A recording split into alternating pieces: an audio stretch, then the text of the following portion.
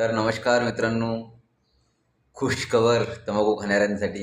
तर काय म्हणते, रशियानं व्हॅक्सिन काढली कॅन्सरवर, तर आता काही होणार नाही. तसंही तंबाखू खाणाऱ्यांना काही टेन्शन नाही आहे. तंबाखूवर इच्चूचा फोटो होता पहिले, नंतर त्याच्यावरून त्याने डायरेक्ट माणूसच ठेवला तिथं, डायरेक्ट तोंड सडलेला. तरी तंबाखूचं प्रमाण कमी नाही झालं, वाढलं उलट. फक्त गुटखा थोडा हार्मफुल आहे, बाकी फमाकानं काही नाही होत. माझ्या गावातनी 95 वर्षाचा बुडा आहे. तर तंबाखू खाणं आरोग्यासाठी हानिकारक आहे. आणि तंबाखू जर नसेल खायचा तर तंबाखू तुम्ही खाऊ नका. तंबाखू जर सोडायचा असेल तुम्हाला तर तंबाखू तुम्ही सोडा, पण तुमचा तंबाखू सुटणार नाही आहे. माझ्या नजरेसमोरचे फक्त 2च व्यक्ती आहे की ज्या व्यक्तींनी तंबाखू सोडला, म्हणजे अर्ध्या मंदातून सोडला त्यांनी. त्यांच्यावर मी खरंच म्हणतो की त्यांच्या माइंडचा तुमच्या म्हणजे तुम्ही कितीच खतरनाक कंट्रोलमध्ये ठेवता माइंडले. तंबाखू सोडला एक वरिष्ठ आहे, म्हणजे वरिष्ठ म्हणजे वयाने मोठे आहेत आणि चांगले आहे. त्यानं धर्माच्या अंदर जाऊन अभ्यास केला, तेव्हा त्यांना समजलं की हे निरर्थक गोष्ट आहे, म्हणून ते तंबाखू सोडला त्यांनी.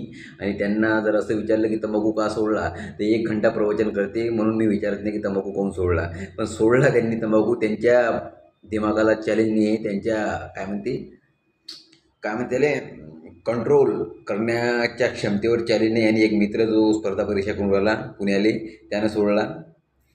त्याला विचारलं, ते म्हणे ह्याच्या गोष्टीत प्यायचं नाही. म्हटलं काय आले का, जाऊ दे तिकडे, बोल नको करू म्हटलं. नाही खाल्लं काय, मी विचारलं. ते मला मागतला होता पाहिजे तंबाखू. म्हटलं तंबाखू वगैरे खात असतं का, नाही म्हणे होई म्हटलं बस बंद कर म्हटलं, जास्त फिल्मी भाषा नको बोलू, अभ्यास कर, सक्सेस व्हाय, लग्न कर, बच्चे कर, घरी जाय, वरे जाय, काही कर. पण त्यानं सोडला. हे दोघं जण आहेत माझ्या नजरेतले की तंबाखू खाणारे बा.